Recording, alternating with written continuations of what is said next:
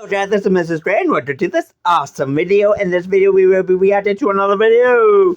But before I do start, I do want to apologize about the lack of videos lately. I've been very busy actually working and stuff because, man, I'm exhausted right now. But we will be reacting to junk food and drink fails. Let's get into. And also don't forget to buy my merch, so hopefully I can make more and more and more videos one day. Hopefully daily videos maybe? Who knows? Let's get into this video for junk food and drinks fails. Sadly, not all snacks are created equal. Welcome to Watch Mojo, and today we're counting down our picks for the top 20 junk food and drink fails. For this list, we're taking a look at various snacks and beverages that made us question our dietary choices. While we may call these fails, we acknowledge that when it comes to snack foods, morbid curiosity means that they still hold some appeal. But whether it's boneheaded marketing, failed attempts to cash in on a fad, or even an intentionally odd treat that simply went one step too far, these snacks all feel ill-conceived. How do you even drink that? Because it's delicious. What? Number 20, Pringles Restaurant Cravers, mozzarella sticks and marinara. We love a good serving of mozzarella sticks and marinara sauce as much as the next person. Yeah. But did we really need them in the form of a potato chip? Pringles certainly thought so. The chip brand once launched a line of flavors dubbed Restaurant Cravers, focusing on classic entrees and appetizers like onion blossom and Mexican layered dip. Unfortunately, mozzarella sticks and marinara doesn't translate nearly as well to chip form. The joy of mozzarella sticks is rooted in texture. Why disrespect the cheesy, gooey nature of this timeless appetizer by turning it into a powder-coated chip? That's just blasphemy. Number 19, Pepsi AM. When it comes to revolutionizing the concept of the morning beverage, there have been more than a few spectacularly bad ideas. Lots of people struggle to face the day without a morning dose of caffeine. Hoping to cash in on this demand, and maybe even convert some coffee drinkers, Pepsi unveiled Pepsi AM in 1989. To be clear, this wasn't some revolutionary new type of beverage. It was good old-fashioned Pepsi Cola with the caffeine level jacked way up. You're all hopped up on the caffeine. Well, I feel like I'm talking a little faster, but it's very hard to tell. If your stomach is churning at the thought of starting your day with soda, you are not alone. It was discontinued just 1 year later. Okay. Number 18, Lay's Wow Chips. Lay's It's amazing Wow how far Chips. some companies will go just so they can plaster their food with healthy phrases like sugar-free or 0 calories. You know they're fat-free? Only half the calories. Holy cow! Unfortunately, changing a tried-and-true recipe is risky business, as Frito-Lay learned the hard way with their Wow Chips lineup. In 1998, Frito-Lay made special bags of Lay's, Doritos, and Ruffles that were fat-free. But this supposed benefit came at an immense cost. Since the chips were made with Olestra instead of regular cooking oil, customers not only digested fewer calories than regular Lay's, they also began suffering from stomach cramps and diarrhea. Around 2004, Frito-Lay renamed the lineup as Light with a slightly new formula. Number 17, Hubba Bubba Bubble Jug. Wow, the Hubba Bubba brand has certainly put out some strange products beyond their standard gum. Some have really resonated with consumers like bubble tape, but the Hubba Bubba Bubble Jug? Not so much. These miniature containers housed a powder that would turn into gum when chewed. In other words, it was kind of like a Frankenstein Pixie Sticks. What makes the product off-putting is that you're basically chewing pure sugar to the point where it becomes a homogeneous, chewy substance. And while the gum that you wind up with is basically the same old Hubba Bubba, that initial mouthful of chunky powder is a serious From high school dropout to only turnoff. Number 16, Budweiser Extra. Can't we just keep it to one vice at a time?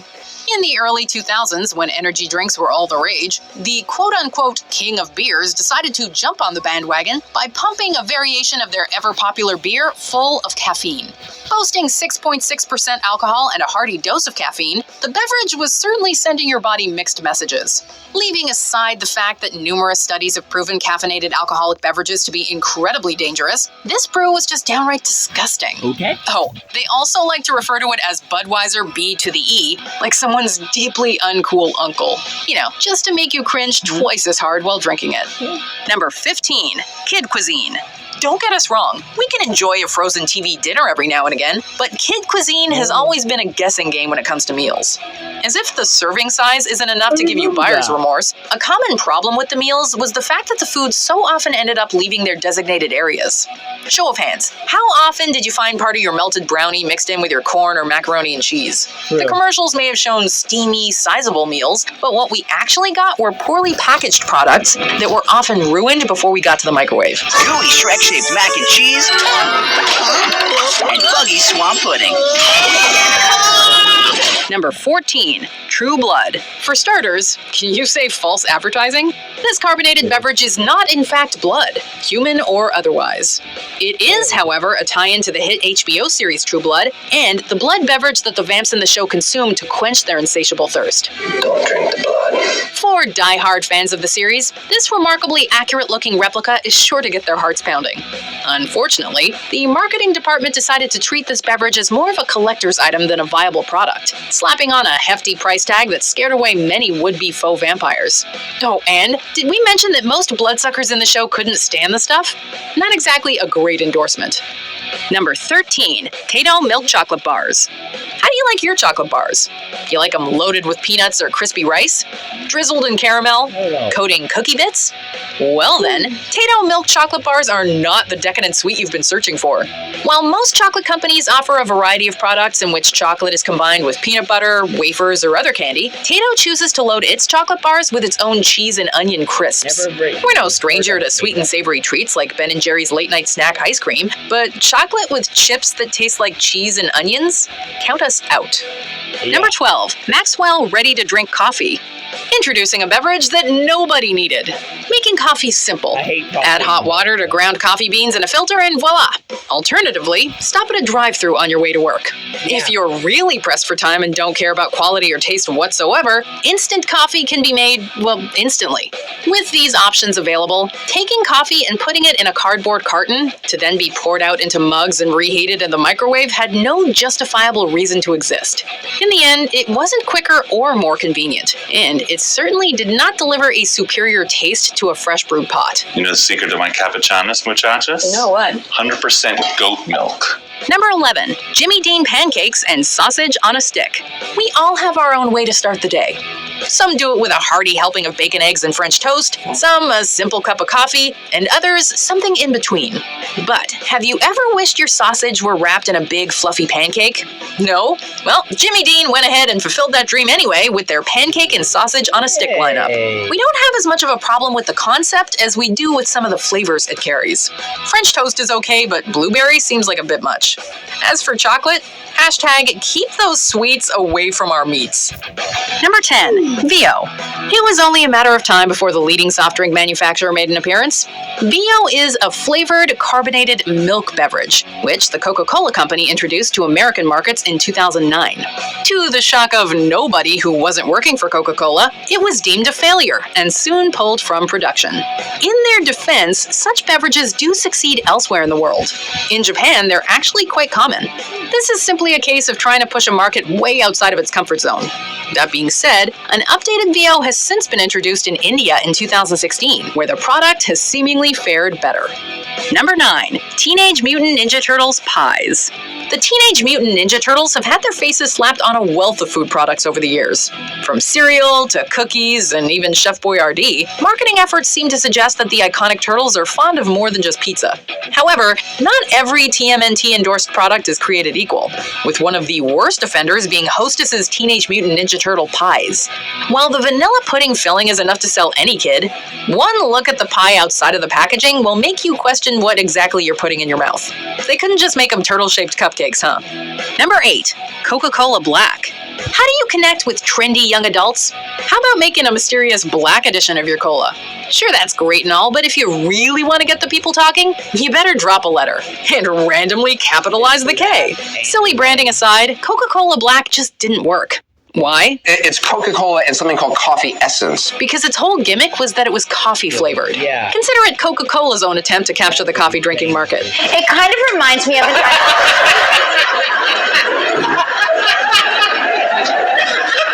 Did you just spit that onto the floor? They gave it a sophisticated-looking bottle that screamed flavored coffee and hoped to connect with the masses. Connect, they did not. It earned a few devotees, but mostly people preferred to keep their coffee and cola separate. It only lasted 2 years. Number 7, the Thanksgiving Dinner Holiday Pack. Jones Soda has managed to coexist with the heavyweights by carving out a niche for themselves with their unique photography-based bottle designs and willingness to embrace odd flavors. Yes, they offer up standards like root beer and cream soda, but they also do unusual flavors like peanut butter and jelly, chocolate, and fufu berry.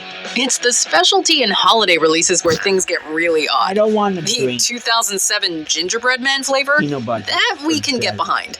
This Thanksgiving sampler? Not so much.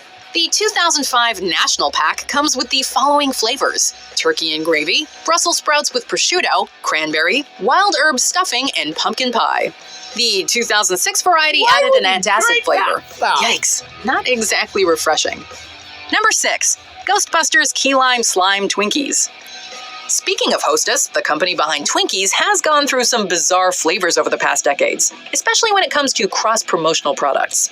We can tolerate flavors like orange cream pop, peppermint, and even pumpkin spice, but there was something about their Ghostbusters Twinkies that really threw us off. In addition to a white fudge marshmallow flavor, Hostess put out Key Lime Slime Twinkies as a promotional deal for the 2016 Ghostbusters reboot. We suppose the key lime flavor fits with Twinkies' cakey nature, but something about that green filling made these snacks seriously unappealing and oddly familiar. It just looks wrong. Hey! Yeah. Where's the Right. cream? There was an earthquake. It just looks wrong. Hey! Where's the cream filling? Number 5, Orbits. Generally speaking, feeling a solid object hit your lips while you're drinking is cause for alarm. Yeah. Is it a bug? Did someone mistake your beer for an empty and put their cigarette butt in there? With Orbits, there was no mistake, apart from it generally being a bad idea. Produced by the Clearly Food and Beverage Company of Canada, this unique non-carbonated, non-alcoholic drink was advertised as a, quote, texturally enhanced alternative beverage. Released in 1997 and disappearing soon after because apparently people don't like to find jelly balls in their drink, it remains a novel, albeit misguided footnote in the history of beverages. There's one ball left. Here we go.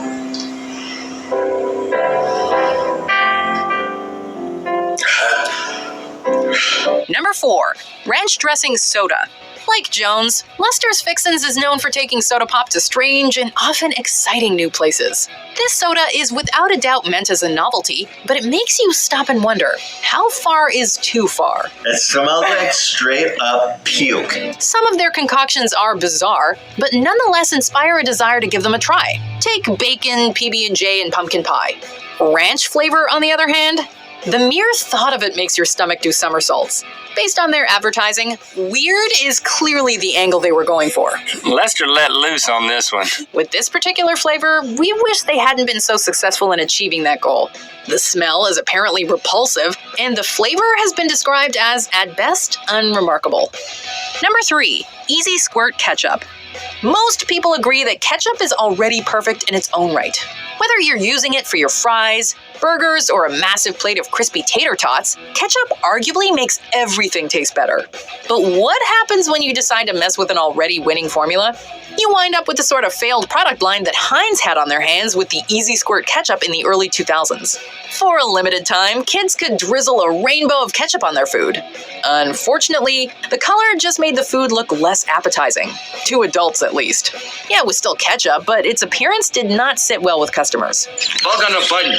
Shrek, you eat some funny stuff. It's just green. Number 2, Shrek Twinkies. Yep. We knew something felt off about those Ghostbusters Twinkies, and this was the reason. In 2001, dozens of food companies had their own cross-promotional deal to make disgusting Shrek-themed products. But of them all, Shrek Twinkies were arguably the worst. Yeah. They stink? Yes. No. Oh, they make you cry? Sorry, No. but anything Oh, you leave them out in the sun, they get all color brown, start is sprouting little white hairs. disgusting. No. For starters, the Especially green food. filling was unsettling.